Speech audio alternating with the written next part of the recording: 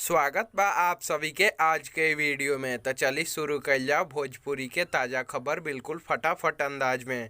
Video शुरू करे से पहले हम आप सभी के बता दी कि वीडियो पसंद आई तो वीडियो के लाइक कर देम, शेयर कर देम और चैनल पर नया बानी तो रोज ऐसा खबर सबसे पहले देखे खातिर चैनल के भी सब्सक्राइब कर लेम।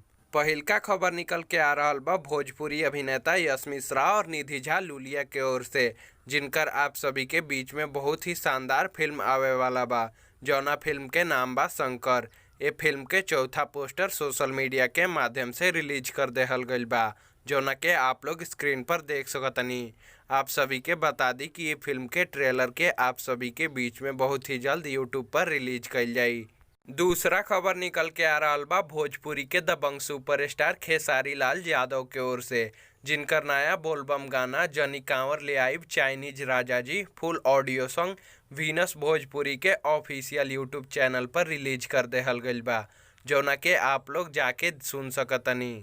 तीसरा खबर निकल के आ रहा बा भोजपुरी के सुपरहिट खाटी गायक व अभिनेता समर सिंह व कविता यादव के ओर से, जिनकर गाना धौसल यादव जी के खेत में ट्रैक्टर व full video song wave music Bhojpuri के ऑफिशियल यूट्यूब चैनल पर रिलीज कर देहल गईल बा, जौना के आप सभी चाही तो जाके देख सकतनी।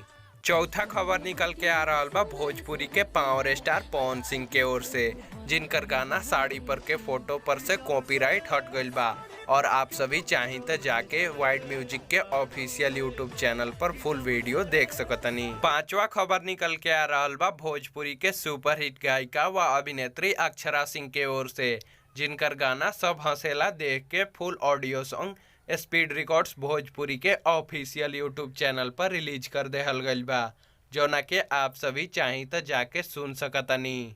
छठा खबर निकल के आ रहा बा भोजपुरी के सुपरहिट गायक व अभिनेता प्रमोद प्रेमी यादव के ओर से, जिनकर नया बोलबम गाना ए भोले बाबा गलती कहाँ बा फुल ऑडियो सॉन्ग प्रमोद प्रेमी इंटरटेनमेंट के ऑफिशियल यूट्यूब चैनल पर रिलीज कर देहल गईल बा, जौना के आप सभी चाही तो जाके सुन सकतनी। सातवां खबर निकल के आ रहा बा अंकुश राजा और अंतरा सिंह प्रियंका के ओर से, जिनकर गाना ढार लिहा जल भोरहरिया में फुल ऑडियो सॉन्ग अंकुश राजा ऑफिशियल के यूट्यूब चैनल पर रिलीज कर देहल गईल बा, जौना के आप सभी चाही तो जाके सुन सकतनी।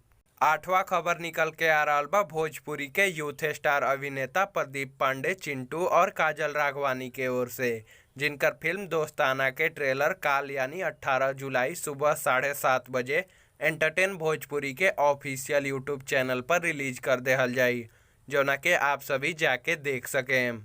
नौवा और आज के आखिरी खबर निकल के आ रहा बा गुंजन सिंह के ओर से, जिनकर गाना बबुआ मरल भूख से फुल वीडियो सॉन्ग आदि शक्ति फिल्म्स के ऑफिशियल यूट्यूब चैनल पर रिलीज कल गई रहे, जौना के भोजपुरिया दर्शक लोग खूब पसंद कर रहा बा और ये गाना के अब तक 50 मिलियन यानी 5 करोड़ से ज़्यादा बार देखल जा चुकल बा।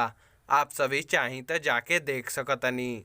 तो आज के वीडियो में बस इतना ही। उम्मीद बा कि वीडियो आप सभी के पसंद आयल हुई।